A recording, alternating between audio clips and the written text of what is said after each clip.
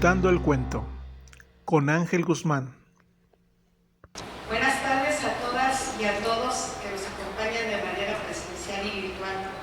Para la Dirección Estatal de Archivos, es un honor que el día de hoy, 8 de marzo del 2023, en el que recordamos el Día Internacional de la Mujer, se realice la presentación del libro Inventoras de la Matria, sobre las huellas visibles e invisibles de las mujeres en la independencia de México, publicado en el año 2022, el cual es un libro que seguramente marcará el inicio de una nueva etapa en la producción de la historia en nuestro país, ya que fue elaborado por iniciativa de mujeres, encabezadas por la coordinadora Blanca E. Rivera del Río.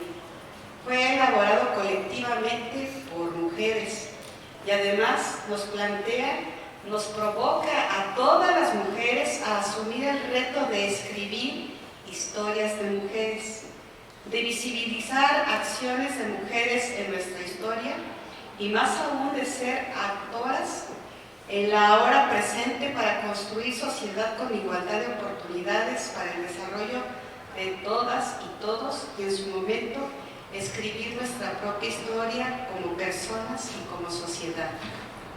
Es importante destacar que en este libro ha contado con la participación de mujeres e instituciones queretanas. Por ello, quiero darle la más cordial de las bienvenidas a la doctora Blanquelena Rivera del Río, coordinadora de la obra, a la maestra Maite Solís González, de Género de la Universidad Autónoma de Querétaro, a la doctora Oliva Solís Hernández, catedrática de la Universidad Autónoma de Querétaro, la doctorante Diana Baltasar Mosqueda, a la maestra en Historia Ana Cecilia Figueroa, coordinadora de la licenciatura en Historia de la Facultad de Filosofía de la Universidad Autónoma de Querétaro, a Mitzi Inés Matamoros, estudiante del 8º semestre de la licenciatura en Historia, y sobre todo también saludar y agradecer la presencia del doctor Salvador Arellano, director de la Facultad de Filosofía, por su conducto. Un cordial saludo a la rectora, por favor. Antes de ceder el uso de la voz a la moderadora, la maestra Cecilia Figueroa, quiero agradecer a todas y a todos quienes colaboran en la organización de este evento. Por supuesto, al jefe del Archivo Histórico, al maestro Rolando, a la licenciada María Pelayo y a todo nuestro personal. O sea, son varias de nuestras mujeres que siempre están trabajando y colaborando con todos nosotros. A quienes van a presentar este libro, también bienvenidos por su participación y les doy la más cordial bienvenida. Que tengan buena tarde todos.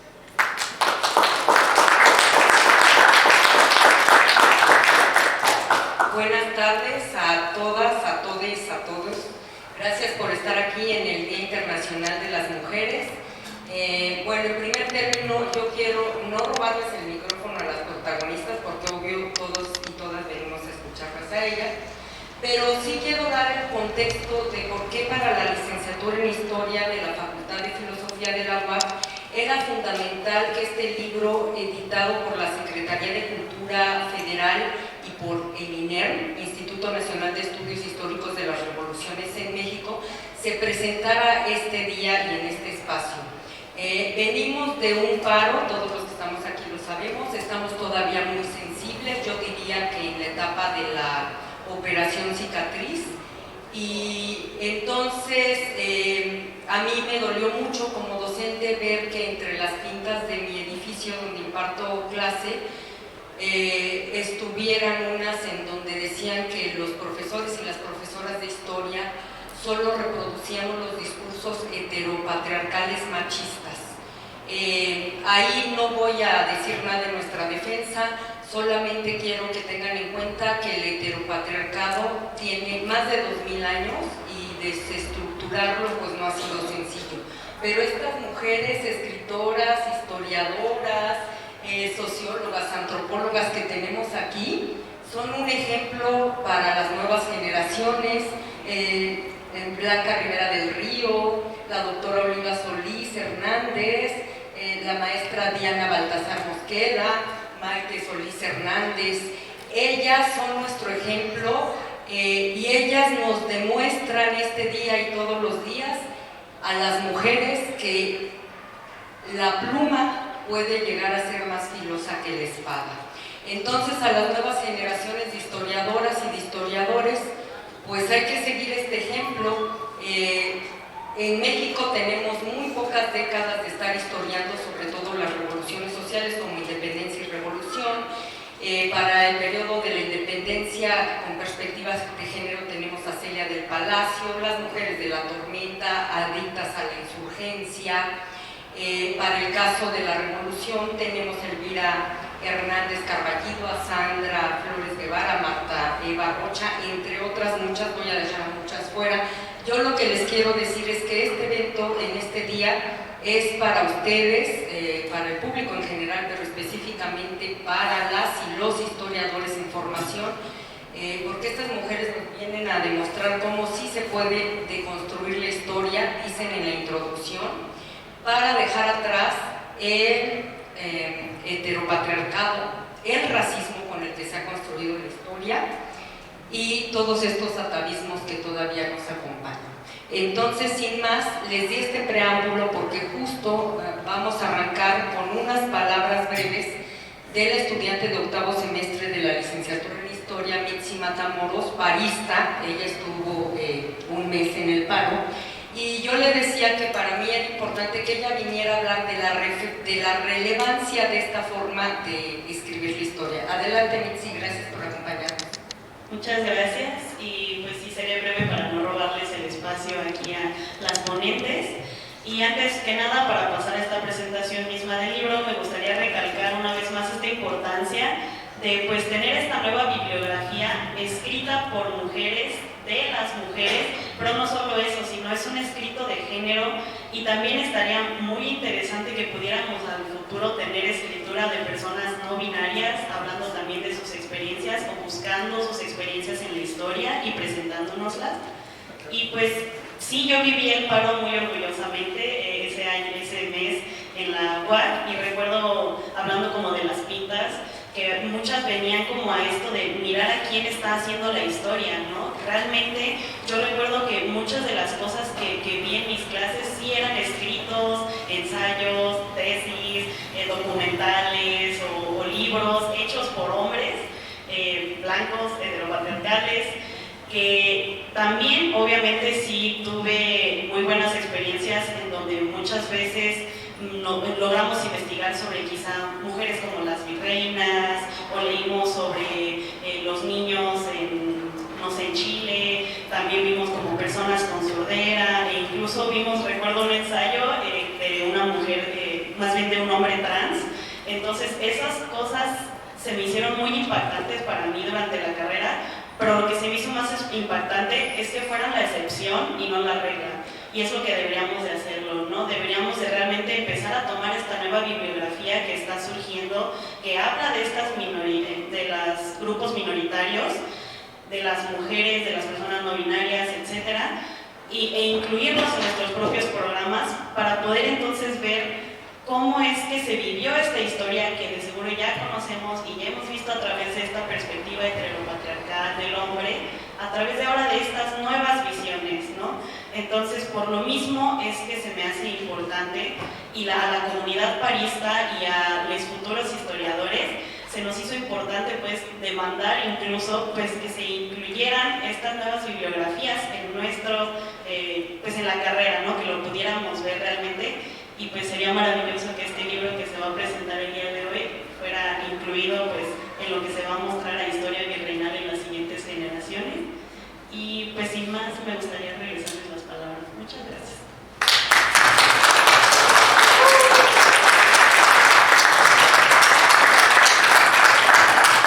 Muchas gracias, Mitzi. Y pues hoy les tocó a los señores estar en primera fila, pero no por eso les vamos a dejar de agradecer al doctor José Salvador Arellano Rodríguez, el director de nuestra facultad. Muchas gracias, doctor, porque desde el primer momento dijiste sí que pongo adelante. Muchas gracias de verdad al maestro Rolando Valdés, que también desde que le propusimos esta idea de venir a presentar este libro, de inmediato dijiste que sí. Gracias de verdad por su solidaridad y por su apoyo, y pues por todo. Y sin más le voy a dar la palabra a la coordinadora de esta obra y autora de 2 de los capítulos de Inventoras de la Matria, sobre las huellas visibles e invisibles de las mujeres en la independencia de México. Pero antes no les voy a leer su CV porque pues, es muy amplio, pero sí es importante que sepan más o menos por dónde van sus líneas de investigación y a qué se dedica ella. Blanca Rivera del Río es escritora, feminista y promotora. Escribe sobre historia, filosofía, feminismo comunitario, literatura del cuerpo y cine, buscando siempre hacer dialogar en sus textos estos temas entre sí. Escritos suyos han aparecido en diversas revistas institucionales y académicas, como Violetas de Anáhuac, de la Secretaría de la Mujer en Guerrero, Espacios Transnacionales, Revista Latinoamericana Europea de Pensamiento y Acción UAM, Reflexiones Marginales. Integra el consejo editorial de la revista Reevolución, la única en Guerrero sobre historia. Formó parte del grupo ciudadano Bicentenario Plan de Iguala, que buscó incidir en las conmemoraciones del bicentenario de la consumación de la independencia. Ha sido invitada por los gobiernos de Guerrero, Jalisco, Sonora e Hidalgo para ofrecer charlas sobre historia de mujeres. Merecedora además de reconocimientos por su producción literaria, que firma como Blanca a pie. Autora del libro de cuentos Mi cuerpo al este del tema. Como promotora literaria destaca por haber dirigido la Feria Nacional del Libro de Iguala en 2016, dedicada a Elena Garza, la primera de índole temática y de escritoras mexicanas. Produjo y condujo de 2015 a 2017 el programa de radio dedicado a las letras, palabras inesperadas, a través de Radio y Televisión de Guerrero. Coordinó la Feria Internacional del Libro de Acapulco en 2016. Imparte talleres literarios a mujeres privadas de su libertad en Jalisco. Tiene un espacio en la jornada semanal donde escribe mensualmente. Y coordinó la obra que hoy se presenta, Inventoras de la Matria, una publicación, como ya les había dicho, de la Secretaría de Cultura Federal y del IRNEA. Adelante, Blanca. Muchísimas gracias, se escucha bien, ¿verdad? Muchas gracias, Ana Ceci, y muchas gracias a la compañera, a mis compañeras. Es un placer estar aquí y la verdad es que estoy muy contenta de estar aquí precisamente en Querétaro, porque es prácticamente la primera presentación que hacemos, entonces se puede considerar una primicia.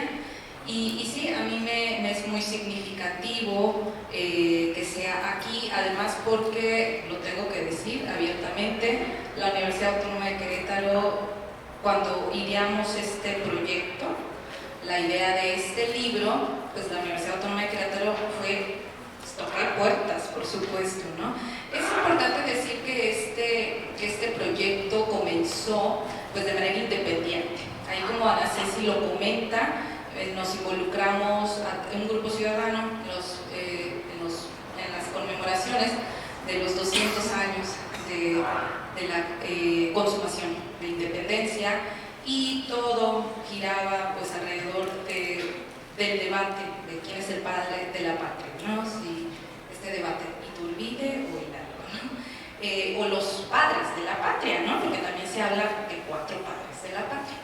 Entonces, ¿y las mujeres dónde estamos entre ese debate o en esas conmemoraciones?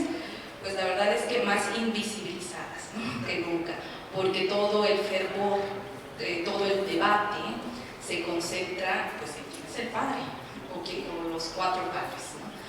Entonces, por eso es que surge esta iniciativa de manera independiente.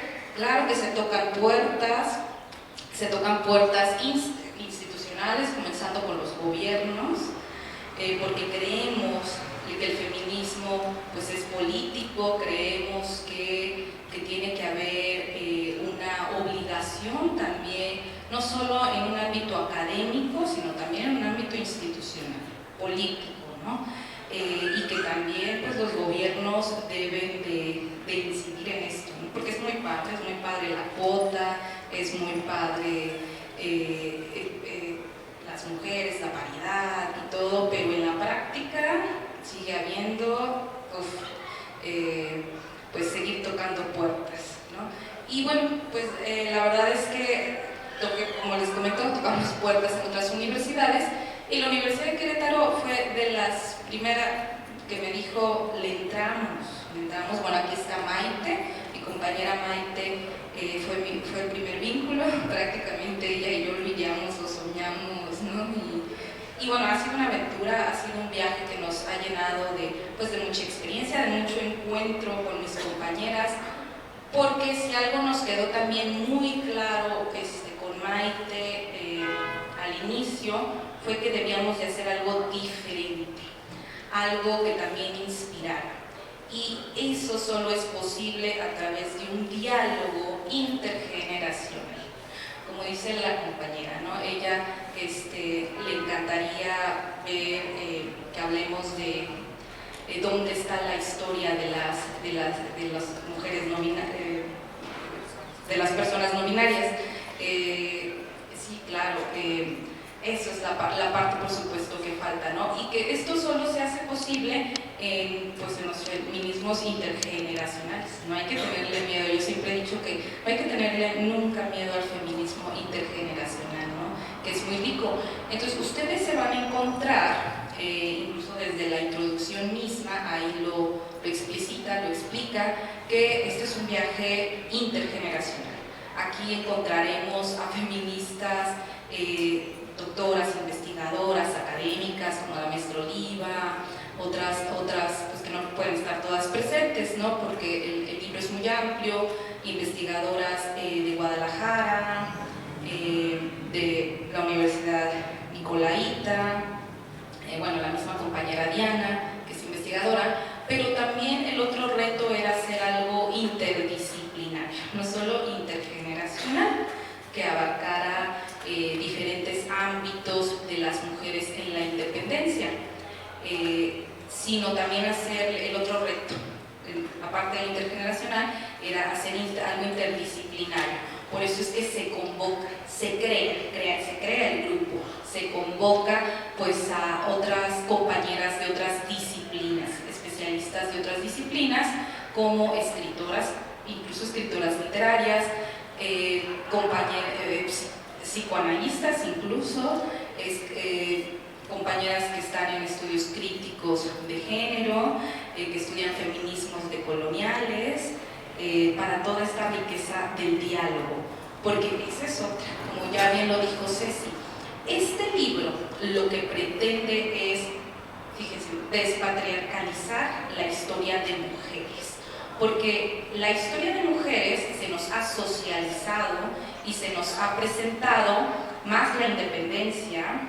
Bueno, no quiero meterme mucho en la parte histórica, por eso este libro, pero la verdad es que la independencia de México, como la independencia de las Américas en general, son historias fundacionales, naciones fundacionales. ¿Esto qué quiere decir? Pues que son héroes, ¿no? Que una vez terminadas pues las guerras de independencia, lo que hacen todas las naciones pues es construir, ¿no? La construcción del héroe.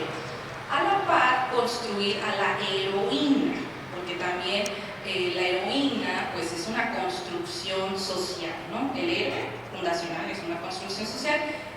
La heroína, aunque más tarda, pero también es una construcción social, esta nación homogénea que pues ya la compañera lo sabrá, mis compañeras también, que se privilegian heroínas, se privilegian roles, estereotipos, que no crean que le hacen un favor a nosotras las mujeres, porque aunque las mujeres siempre han estado ahí en la historia, son muy pocas, de manera fragmentaria además, y con sus roles estereotipados, ¿no? En la independencia tenemos espías, generalas, mártires, sediciosas, seductoras incluso, como la Abuela Rodríguez, ¿no? Seguramente ese mito. Entonces, la verdad es que, ¿cómo podemos hacer para que pues llegar a las mujeres reales? Esa fue lo primero que nos motivó a la compañera Maite, a mí, con este grupo interdisciplinario. No basta con visibilizar a las mujeres de la independencia, tenemos que ir más allá. Las nuevas generaciones quieren mujeres reales, quieren historizar mujeres reales, esas mujeres que enfermaron, esas mujeres que cuidaron, o sea, las nuevas generaciones ya no nos compran la historia, porque ya no nos compran la historia de la sediciosa, de la espía, o sea, ya no nos la compran, ¿no? Ellas quieren ver a estas mujeres que sufrieron también, ¿no? Un ejemplo, y bueno, a lo mejor ponemos este ejemplo porque es como el más ilustrativo, una Güera Rodríguez cuyo mito terminó por invisibilizar a la mujer real, porque la mujer real era una mujer muy inteligente que sufrió violencia doméstica, o sea, como cualquier otra, como muchas mujeres sufrimos violencia doméstica. Entonces la Güera Rodríguez, más allá de su mito, que además es un mito, como todo que no se puede comprobar, solamente se construyó este mito de la seductora, de las amantes. Detrás de esta había una mujer real que sufrió violencia doméstica, una mujer real que fue muy, pero muy inteligente al usar las leyes a su favor cuando los divorcios estaban, o sea, no se podían, los eclesiásticos no existían, ¿no? Supo ella anular su primer matrimonio porque sufrió violencia doméstica, cuando no se podían anular los matrimonios eclesiásticos. Entonces, ¿dónde está esa historia de la Güera Rodríguez? No, pues nos cuenta la otra Güera Rodríguez, pero nos faltaba la Güera Rodríguez real. Y como esta, están todas, ¿no? Las más allá de las esposas, de los generales, bueno, nos va a platicar ahorita Oliva de cómo también de su propia Josefa, porque pues fue su propia Josefa la que historizó. Entonces nos encontramos con que sí teníamos heroínas, pero eran heroínas construidas en este imaginario social de una nación homogénea, patriarcal, porque privilegiaba a los hombres héroes, racista, porque al ser racista, pues obviamente los padres fundacionales, pues quiero decir, no se llegó, le llamaban a la etapa de la resistencia, ¿no? Que muchos historiadores le llaman guerra de guerrillas, también no me incomoda el término de guerra de guerrillas, pero es cierto que yo prefiero el de resistencias porque incluye a las mujeres, además de ese término. Entonces, en la última etapa de la independencia, a falta del gran líder Morelos, surgen esta guerra de guerrillas y surgen los liderazgos, sobre todo afros indígenas. Estoy hablando de los hombres y también de las mujeres. De las mujeres que ya acompañaban, sí es cierto que acompañaban a sus esposos generales al campo de batalla, pero más movidas ya por una ideología. Porque en un momento, antes cuando empezaba la independencia, era horrible, era toda una guerra, era súper cruenta. Y eso de que las movía el amor, incluso hablando de la bibliografía, pues hay bibliografía así, ¿no? Así tal cual la van a encontrar, mujeres en la independencia, entre el amor y la guerra, no sé. Pero así sí la pueden encontrar. O sea, la historia de las mujeres siempre ha sido así, ¿no? Sí están en la guerra, pero el amor, ¿no? El pero, este famoso pero, es muy importante, ¿no? Que no deja de ser un discurso. Entonces así están las mujeres, ¿no? Y la verdad es que en los albores de la independencia no las movía el amor. ¿Saben qué las movían? El miedo, el pavor. Algo, no era el amor, el pavor de quedarse solas, a merced de los realistas que eran cruentos, horribles, que las usaban. Se dio una guerra incluso contra mujeres, las usaban. Ahí encontrarán en el libro esa clase de historias, por ejemplo, que no nos cuentan, que además son historias pues de resistencias, porque la otra parte, aparte de que queríamos despatriarcalizar la historia, también queríamos descolonizarla, ¿no? O O sea, también esta idea de que se le dé prioridad o visibilizar a unas cuantas heroínas era un choque porque invisibilizaba las resistencias, invisibilizaba otros grupos pues, de mujeres, ¿no? Anónimas. Incluso creo que en el Paseo de la Reforma ya hay una escultura, un busto sobre mujeres anónimas. Eso es muy importante, nunca existe una mujer anónima, existen mujeres anónimas. La pluralidad es también en el discurso algo muy, muy importante. Entonces también, ¿dónde están las mujeres anónimas? ¿Dónde están estas resistencias? Preguntas como las mujeres que resistieron también lucharon. Esa era poner también esa pregunta en el centro pues, de nuestras inquietudes. ¿Qué hay más allá? ¿Dónde están las mujeres reales? Las mujeres que cuidaron, poner en el tema pues la historia de mujeres como mujeres, ¿no? Eso lo decía pues una historiadora alemana, feminista en su época muy famosa, Giselle Bloch, no sé cómo se pronuncia el alemán, pero ella decía, ¿no? que meter a las mujeres en la historia trajo consigo la historia de mujeres. O sea, en ese orden, ¿no? Metes a las mujeres en la historia, pero también te das cuenta que esta historia tiene que ser una historia de mujer en cuanto a mujer, ¿no? Nosotras entonces se pone en el área de conflicto de la historiografía, pues los temas de mujeres, ¿no? La sexualidad, la oposición hombre-mujer, la estructura, todos estos temas de mujeres que también cuidamos que estuvieran reflejados aquí en este libro. Entonces, bueno, pues era todo un reto, ¿verdad? Suena así como todo lo que teníamos que, fíjense, todo lo que vimos de lo que teníamos que, en este riesgo. Y otra cosa que nos quisimos arriesgar fue, bueno, ya que queremos despatriarcalizar, descolonizar la historia, seguimos resituándolas en una patria, o vamos más allá y las resituamos en una matria. Y aquí viene la provocación, la matria, ¿no? Que en realidad la matria hay que verla como una alternativa, no la oposición. Una matria, pues no tendría que ser una oposición de una patria. Es cierto que se luchó por una patria, es cierto que, como dijo Vicente Guerrero, la patria es primero, y ellas lucharon por su patria. Pero la idea de resituarlas, resignificarlas en una matria era porque la matria tendría sentido si la pensamos como una identidad femenina para la representación simbólica de una nación. Eso es muy importante, la identidad femenina, porque también hablamos de identidad. Cuando hablamos de la historiografía, pues también hablamos de identidad. Entonces, esa era la idea de la matria, una identidad femenina como representación simbólica. Y al resituarlas en la matria, pues poníamos temas como los cuidados, las maternidades, otros tópicos que eran más de mujer, ¿no? Y porque además lo importante es mujeres historizando mujeres.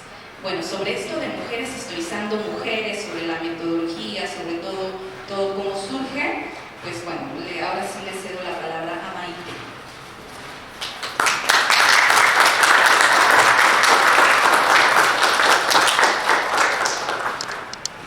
Gracias, Blanca, muchas gracias por tu participación. Y ahora le vamos a dar la palabra a la maestra Maite Solís González.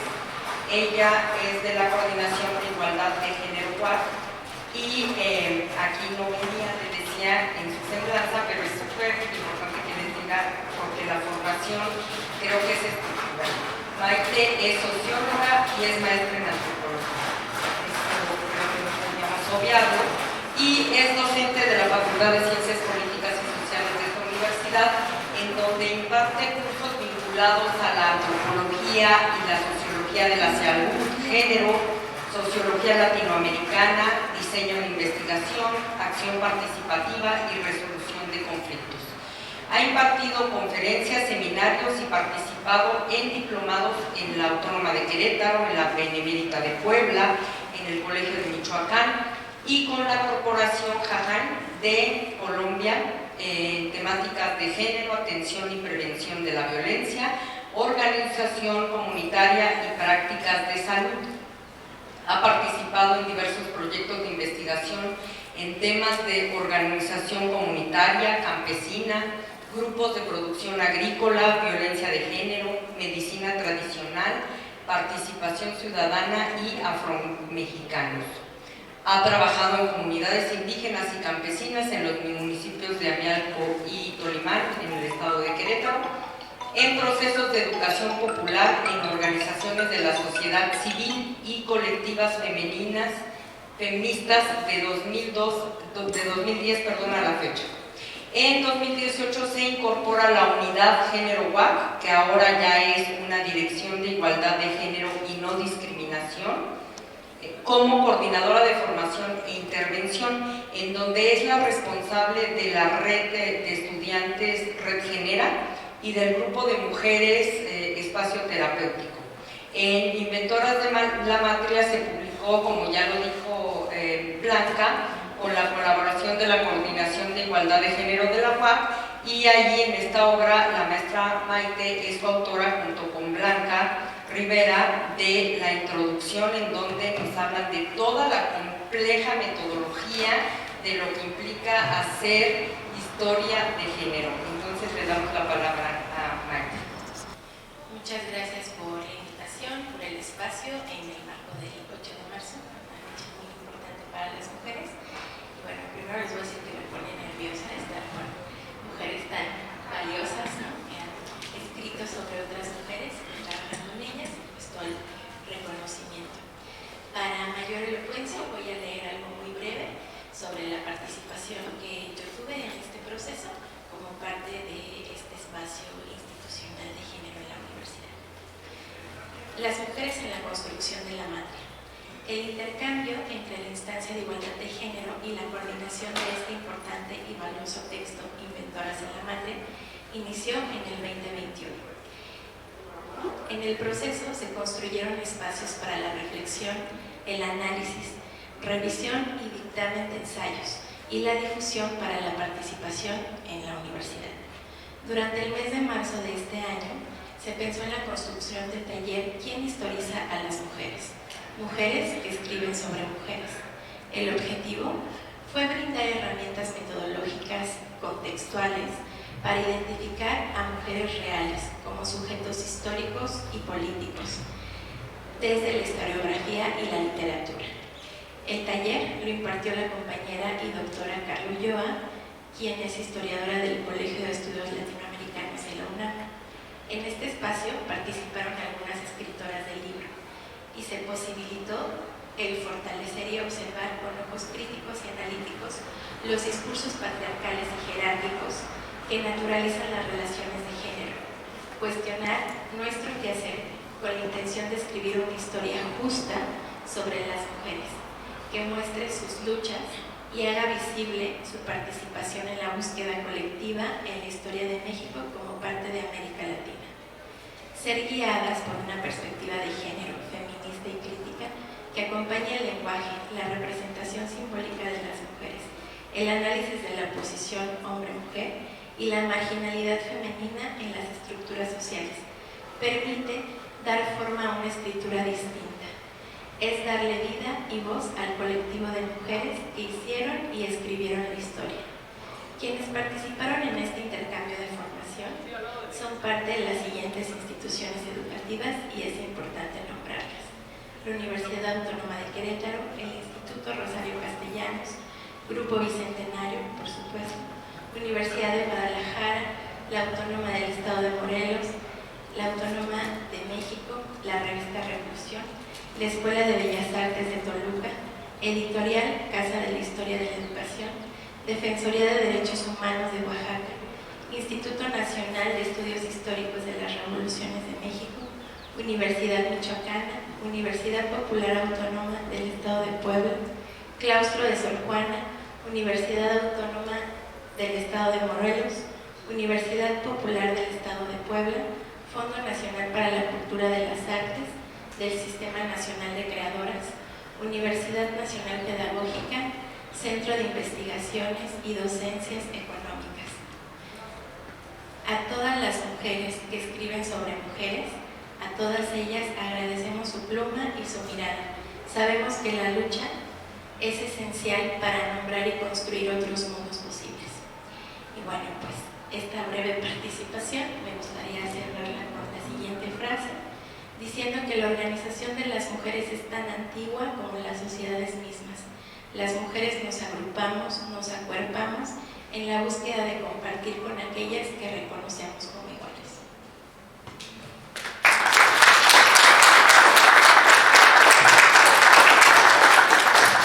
Muchas gracias, Maite. Y ahora le damos la palabra a una investigadora de casa, la doctora Oliva Solís Hernández. Yo creo que ya todos la conocemos, además excelente conversadora. La doctora Oli es profesora investigadora de la Facultad de Ciencias Políticas y Sociales de esta universidad, es miembro del Sistema Nacional de Investigadores y sus líneas de investigación giran en torno a la historia de las mujeres con perspectiva de género, historia de la educación, historia de la prensa e historia de la vida cotidiana, temas de los que ha dado conferencias tanto a nivel nacional como internacional, ha escrito libros, artículos y capítulos de libros. En Inventoras de la Matria nos regala el capítulo Josefa Ortiz, descarada, audaz e incorregible. Adelante, Oli. Yo creo que te paso porque tiene que estar. Muchísimas gracias. Buenas tardes a todos, a todas, por estar aquí a esta hora que ya casi hace hambre y que hace además mucho calor, entonces el cuerpo pide una chela o una cama. Así es de que, tomando eso en consideración, pues intentaremos ser breves para ir a lo que sigue. Quiero comenzar agradeciendo infinitamente a todas estas instituciones y todas estas personas que hicieron posible que este libro viera la luz. Pero quiero agradecer fundamentalmente primero a Maite y luego a Blanca, porque pues fueron las cabezas de este proyecto. Y la convocatoria a mí me llegó vía Maite. Cuando yo la vi, me pareció un proyecto súper interesante, lo circulé entre algunas de mis conocidas y pasé a lo siguiente, porque yo dije no tengo nada, ¿no?, respecto de la convocatoria. Y después me volvió a escribir Maite y me dijo, ¿qué pasó? Estamos esperando tu trabajo.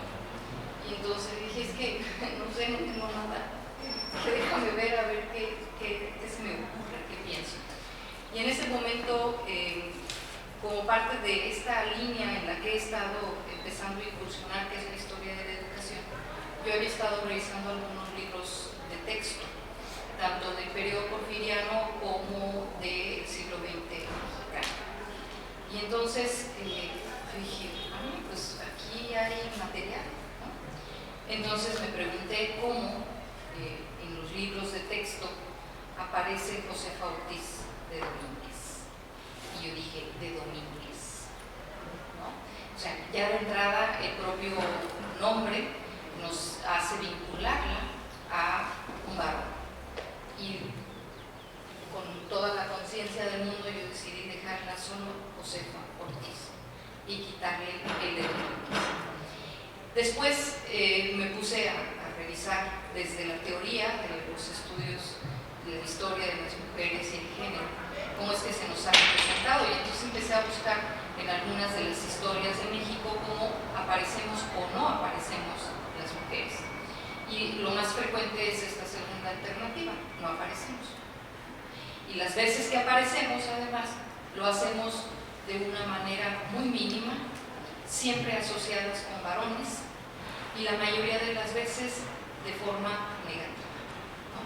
Salvo unas cuantas que han sido consagradas en el Olimpo de los dioses y que han pasado a formar parte de los santos consagrados en la religión cívica de México. Y entonces, con esto en mente, yo decía, bueno, vamos a ver cómo es que los libros de texto nos han presentado a Josefa. ¿Por qué los libros de texto? Porque se ha pensado que es el libro de texto la vía fundamental a través de la cual se ha construido una idea de nación. se ha construido una historia oficial en donde se nos han presentado pues, los héroes que nos han dado la patria en los distintos movimientos, no quiero usar la palabra transformación, pero en los distintos momentos coyunturales de nuestra historia. Y en esos procesos, pues siempre en la pintura, en las fotografías, en la música, en la literatura, los grandes protagonistas son los varones y hay que buscar casi con lupa, ¿no? A ver dónde están las mujeres y cómo están. Así es que, pues vamos a ver cómo es que estos libros de texto que han servido para construir el proyecto de nación y divulgar la historia oficial han presentado a Josefa. ¿Y por qué Josefa? ¿Por qué no Leona? ¿O por qué no la Güera Rodríguez o algunas de estas otras mujeres? Bueno, pues porque estamos en Querétaro, ¿no? Y entonces Josefa Ortiz es una de las mujeres importantes de nuestra historia. Se le ha convertido de alguna manera en un símbolo. Lo tenemos en la calle, lo tenemos en el municipio, lo tenemos en el estadio, lo tenemos en la casa de gobierno, o sea, ahí está la corregidora. Pero siempre está y al mismo tiempo no está. Entonces a mí me parecía que era un símbolo que aparecía de una forma vacía, porque todas hemos escuchado hablar de Josefa Ortiz, pero ¿qué sabemos de ella? ¿No? Y entonces cuando voy a ver las fuentes, pues lo que encontramos es que está reducida a su mínima expresión, que está estigmatizada, porque Bernstein, por ejemplo, es el que usa estas palabras con las que yo titulo el capítulo. Es una mujer incorregible. Y cuando empiezo a ver la manera en que aparecen los textos, los calificativos que se utilizan, todos son negativos. Y uno dice, pero pues no, ¿qué es la heroína? ¿No? ¿Por qué a la heroína se le califica de manera negativa?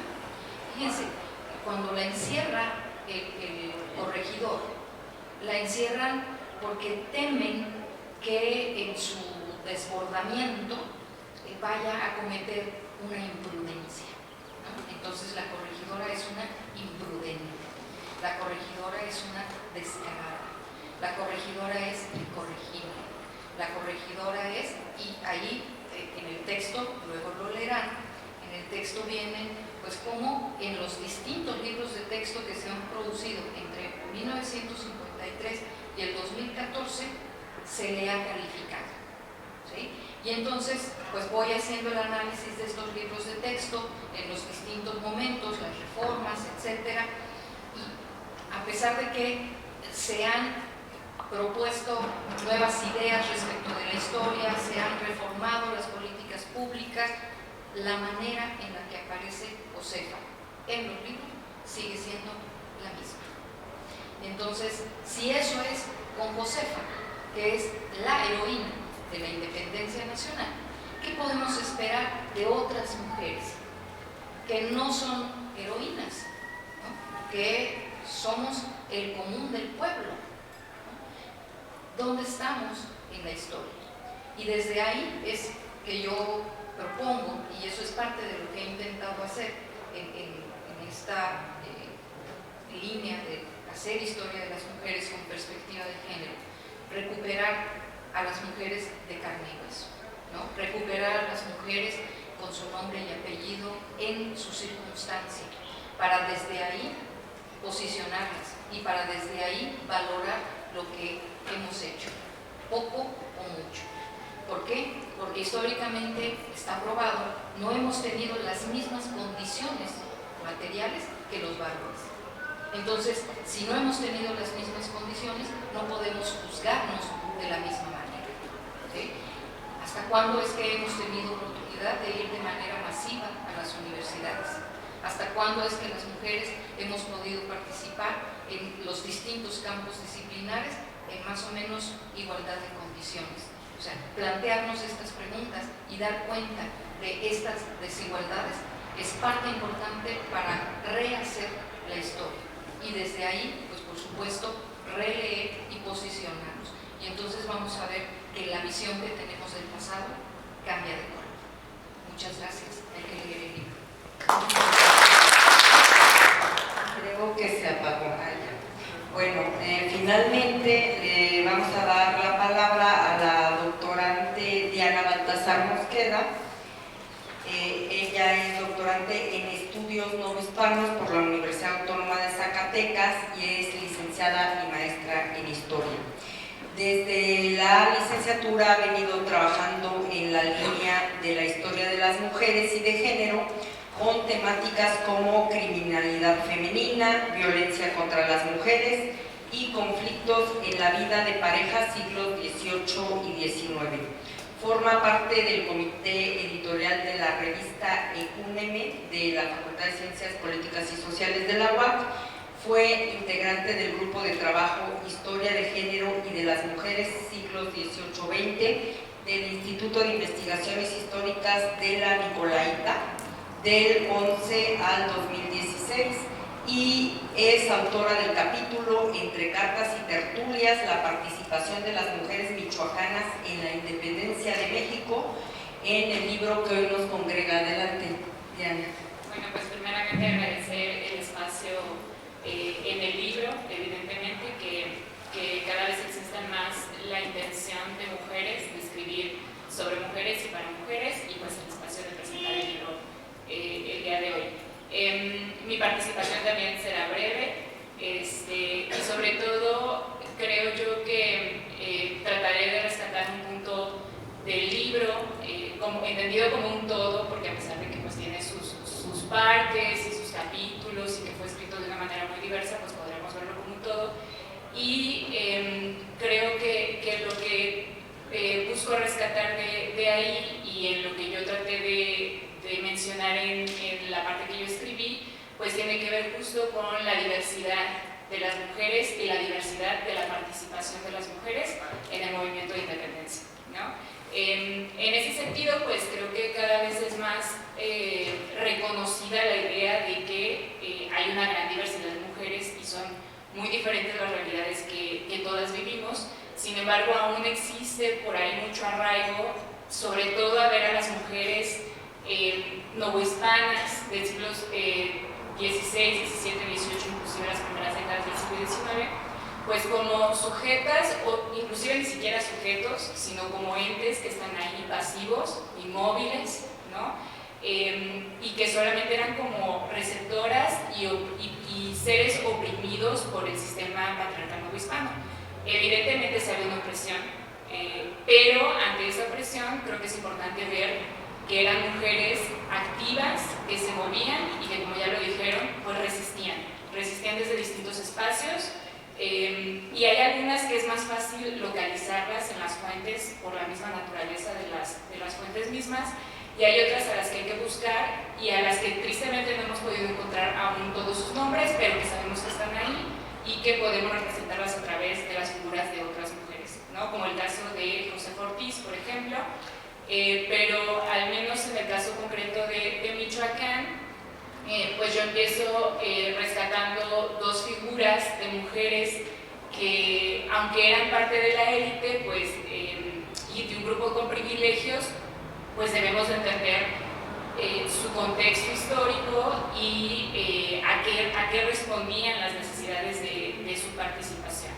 Entonces podemos encontrar mujeres en grupos privilegiados, como fueron las élites, en un primer momento en la conspiración de Valladolid, que a pesar de que pareciera que estaban solo allí, ¿no?, atendiendo a los hombres en sus discusiones, también sabemos que sí eran sujetas que estaban participando y que también se estaban haciendo o se estaban formando de una conciencia política. Inclusive también hay estudios donde se trata de rescatar, por ejemplo, bibliotecas de mujeres, es decir, mujeres que sí leían, que escribían y que sí conformaban una conciencia política, y no solamente ver esta idea de mujeres como parte de una familia, que eso es muy importante en la época novohispana, entender que la familia pues era el núcleo de la sociedad y que es una institución por la cual la monarquía pues peleó por mantener, ¿no?, en un sistema bastante jerarquizado y en el cual pues las mujeres estaban obviamente pensar en que la autoridad masculina desde la familia era bastante importante. Y en ese sentido podríamos pensar que las mujeres pues obedecían simplemente o seguían al papá, al esposo, al hermano, etc. Pero también conocemos historias de mujeres que a pesar de que sus hermanos, padres, etc. eran, por ejemplo, realistas, ellas se inclinaban más o apoyaban a los insurgentes o viceversa, ¿no? Entonces, sí hay una participación bastante activa de las mujeres y donde ellas determinaban a qué grupo podían pertenecer. Pero también tenemos otras mujeres que no eran parte de la élite y que obviamente es más difícil ir reconstruyendo sus historias, pero al menos en el caso de Michoacán ya algunos historiadores e historiadoras han rescatado figuras como por ejemplo la de Luisa Martínez, en donde ella apoya a los insurgentes dándoles víveres y sobre todo una labor que muchas mujeres en la insurgencia tuvieron, que fue el ser quienes llevaban la correspondencia de un personaje masculino a otro, ¿no? Porque obviamente dentro de la figura de la mujer, pues en un primer momento pues se creía que eran tan nobles y tan inocentes que no podían ser parte de acciones tan malignas como estar apoyando a los insurgentes, ¿no? Entonces se sospechaba menos de ellas y ellas pudieron actuar desde esa parte apoyando al movimiento insurgente. Y la figura de Luisa es bastante interesante porque ella se apresaba 4 veces, ¿no? Y las primeras 3 pues sale pagando una fianza, pero también pues prometiendo que ya no va a seguir a los insurgentes. Finalmente la cuarta ya no le creen y pues es ejecutada, ¿no? Pero ahí se ve que hay una resistencia muy fuerte, al menos de la figura de Luisa, de que a pesar de que la apresan y la amenazan, etcétera, ella estaba bastante convencida de a qué bando quería pertenecer y en qué grupo se posicionaba ella, ¿no?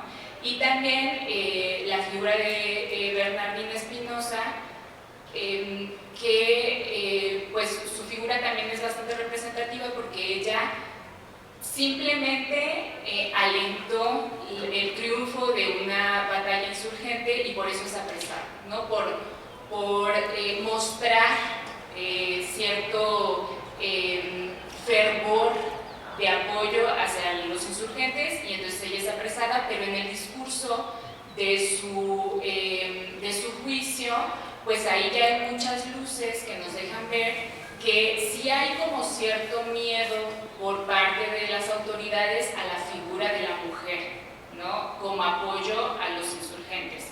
En donde inclusive, por ejemplo, Iturbide también tenía ideas de decir que no solamente se apresara a los insurgentes, sino a toda la familia, porque sabía que muchas veces detrás de a un lado de las figuras masculinas, pues también iban mujeres que estaban ayudando, obviamente, dentro de los límites que la sociedad novohispana les imponía, ¿no? Pero que estaban allí y que eran figuras esenciales para que pudieran ir y venir cartas, armas, víveres, etcétera, noticias inclusive, ¿no? Entre otras cosas.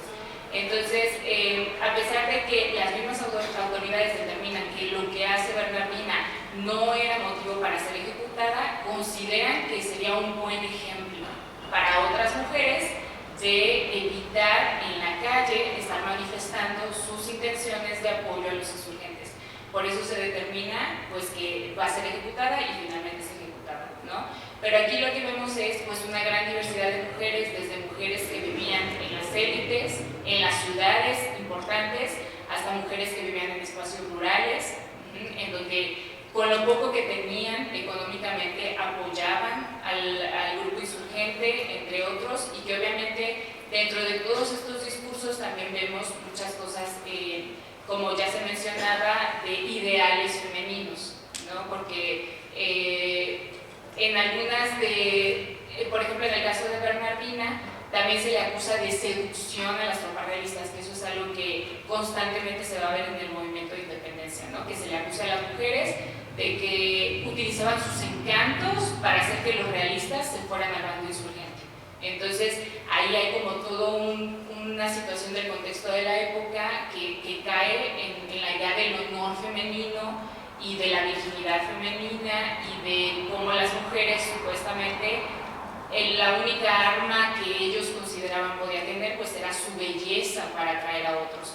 No pensaban en las mujeres con cierta autonomía y conciencia para decidir y ser parte de un grupo y obviamente a través de eso pues mantener sus ideas políticas. Y obviamente esta parte de entender a las mujeres en su diversidad, creo que también es importante con lo que la compañera Mitzi comentaba desde un principio, pues la necesidad de que las niñas, las adolescentes y las jóvenes encuentren representación en la historia, ¿no?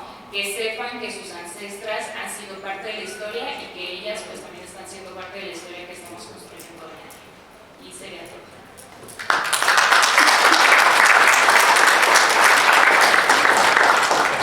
Gracias, maestra Diana. Y Blanca les quiere decir algo. Bueno, yo nada más ya para cerrar, muchísimas gracias a las compañeras. Quiero hablarles nada más ya por último de la estructura del libro, que también es muy importante. Como ya lo hablé con Ana Ceci, yo de formación también soy escritora literaria, la literatura como estudio, la crítica literaria. Y bueno, nosotros en la literatura, hablando ya de literatura feminista, nosotros los diarios es como una herramienta en la literatura feminista, que en la historiografía como fuentes no valen, ¿no? Eso también es importante decirlo. La academia se ha perdido mucho de las fuentes en la historia, porque ni las cartas, ni los diarios, si los hubo, se consideraban fuentes, ¿no? ¿Por qué? Porque en esta idea a lo mejor de que la mujer en sus diarios eran cosas personales, justamente lo que decía Diana, no se consideraba a la mujer política, a la mujer que tenía ideología, ¿no? Siempre se estuvo ligando la esposa de la madre de... esto es muy de la construcción de las heroínas, ¿no? Cuando hablaban de construcción de las heroínas o incluso como arquetipos, nos vamos a dar cuenta pues, que en la construcción de los arquetipos existían las diosas griegas, madres, vírgenes, y que cuando ya en el inconsciente colectivo pues ya surgen las heroínas, pero con sus equivalentes, ¿no? Siguen siendo la madre del insurgente, la esposa y por eso el vínculo emocional. Como decía Diana, lo emocional también fue algo que dinamitó las persecuciones de los realistas, también como castigos, como contención incluso para los mismos insurgentes. Entonces la verdad es que sí, la etapa de la independencia fue muy cruenta, hay que decirlo, fue muy cruenta, las mujeres, fue terrible y la resistencia pues es un doble mérito, es impresionante. Y sobre la estructura del libro, este libro abre con Sentir la Matria. Ustedes se van a encontrar con un libro que, si bien es historiográfico, cuidamos mucho la metodología feminista, hay historiografía, por supuesto que la hay, también optamos por algo creativo, porque apostamos a que la creatividad también es una forma de conocimiento, que queremos que las nuevas generaciones pues también se encuentren con algo creativo, porque la creatividad también es una forma de acceder incluso al conocimiento. Entonces, bueno, ustedes encontrarán que este libro lo abre una poesía bilingüe, castellana purépecha. Invitamos a una compañera, escritora, literaria, historiadora incluso, porque de formación es historiadora, Rubí Sanda.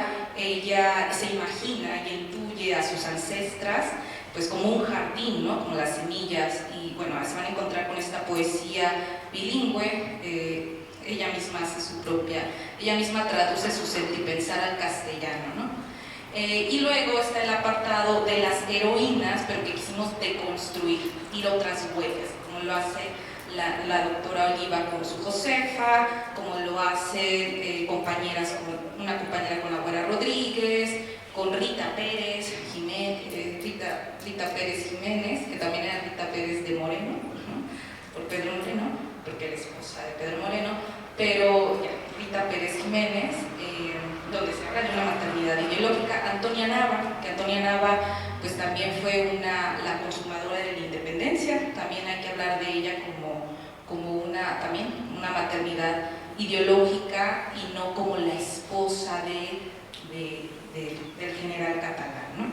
Y ya en el tercer apartado nos vamos a encontrar con las resistencias. El tercer apartado son mujeres anónimas de la Nueva Galicia, mujeres condenadas al suplicio y al olvido, que fueron las mujeres rurales. Ahí hay un apartado de mujeres rurales, que son las grandes invisibilizadas, por supuesto mujeres indígenas, y en esta idea de historizarnos a nosotras mismas, pues están las subjetividades, ¿no? El apartado de mujeres indígenas en la independencia, afrodescendencia e indígena, pues las compañeras también son historiadora y otra escritora que también son de ascendencia indígena, incluso como tal. Entonces tenemos este ejercicio que no solo es intergeneracional, además de ser interdisciplinario, pues es intercultural.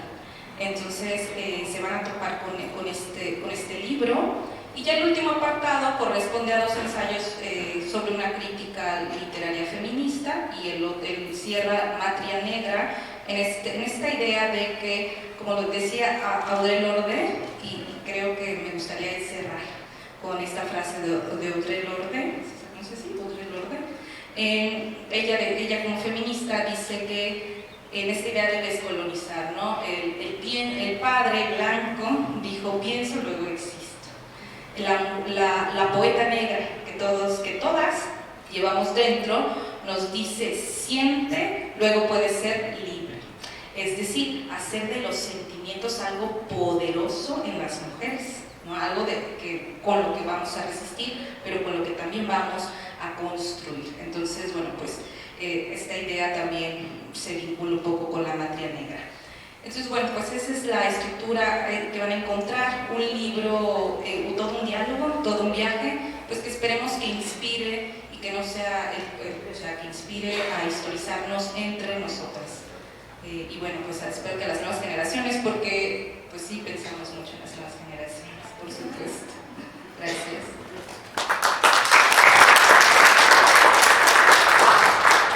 Bueno, pues abrimos una breve sesión de preguntas y respuestas. Si pudiéramos ser concretos, se los agradeceríamos. ¿Alguien que tenga alguna pregunta o comentario?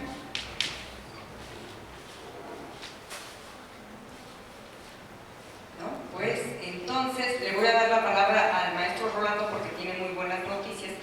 Él nos va a decir cómo podemos descargar de forma gratuita, obviamente, el libro Inventoras de la Matria, y va a dar las constancias como jefe del archivo histórico y a repartir libros. Les dije puras buenas noticias.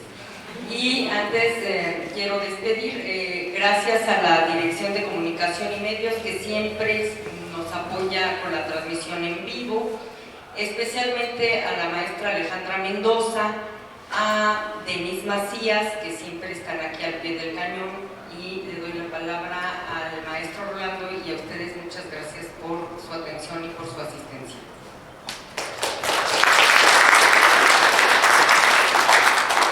Bien, muchas gracias a todos quienes nos acompañaron el día de hoy presencialmente y a quienes están virtualmente también viéndonos por la página de la Dirección Estatal de Archivos. El día de hoy, acabando justamente ahorita ya con esta plática, vamos a poner en nuestra página el link que los va a mandar directamente para poder descargar este libro, que es totalmente gratuito.